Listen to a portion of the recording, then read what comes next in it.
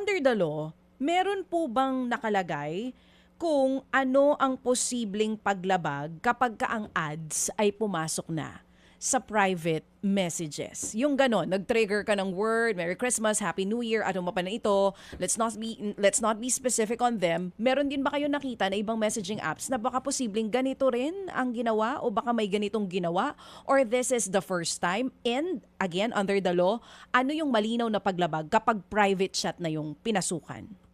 So, DJ Chacha, wala pa po tayong nakitang iba sa Pilipinas. We've heard na this has happened in different jurisdictions, but this is the first time in the Philippines. And sa tingin ko, yun po ang naging inspirasyon ng Viber at Jollibee. No?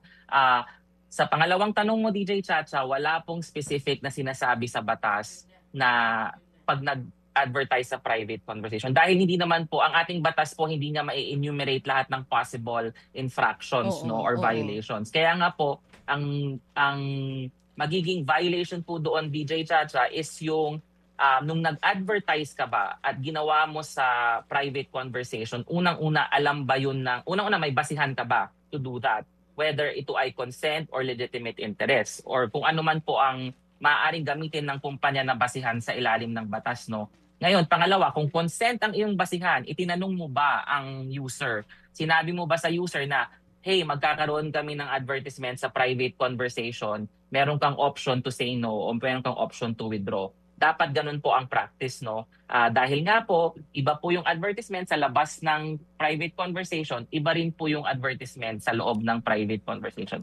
Alam po ba ng tao yon nung nag-sign up sila sa kanilang Viber o sa kung ano man pong app ang gagawa ng ganung practice na o pwedeng magkaroon ng advertisement mismo sa loob ng private conversation.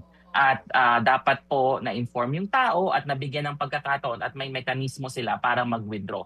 So kung ganun po ang nangyari, ang potential na violation ay unauthorized processing, DJ Chacha. Ibig sabihin, walang basihan ng isang kumpanya para gawin yung pag-advertise sa loob ng isang private conversation. No? Or maaari din na nakakuha sila ng consent pero yung consent nila ay hindi naaayon doon sa ginawa nilang practice. So, or po pwede rin na yung purpose na binanggit nila taliwas doon sa ginagawa nilang practice. So maraming violation na po pwede. Unauthorized processing without an authorized purpose at kung ano-ano pa, DJ Chacha. Kasi hindi po mababanggit ng batas na... Yes, kasi nga po, wala man ito sa batas pero may violation pagdating sa privacy ng tao na nag-download ng app. But yes, at DJ Chacha, kailangan masundan din yung mga prinsipyo ng proportionality, legitimacy at necessity, no? Ibig sabihin, kung yung pagproseso mo ba yung least intrusive, kaya nga po sinasabi ko kanina, yun ba yung least intrusive? But in this case, tulad na nga po ng nabanggit ng ating mga publiko, parang na-invade daw po ang kanilang privacy dahil sa mismong private conversation na po na nagkaroon ng marketing ng Jollibee. Mga kapatid, brothers and sisters, saan ka pa? Dito na tayo sa totoo. Dito na tayo sa True FM. Mga kapatid, mag-subscribe and follow po kayo sa social media accounts ng True Network PH. Yan po kami, hanapin nyo lang True Network PH, Facebook, Instagram, YouTube, TikTok, and podcast.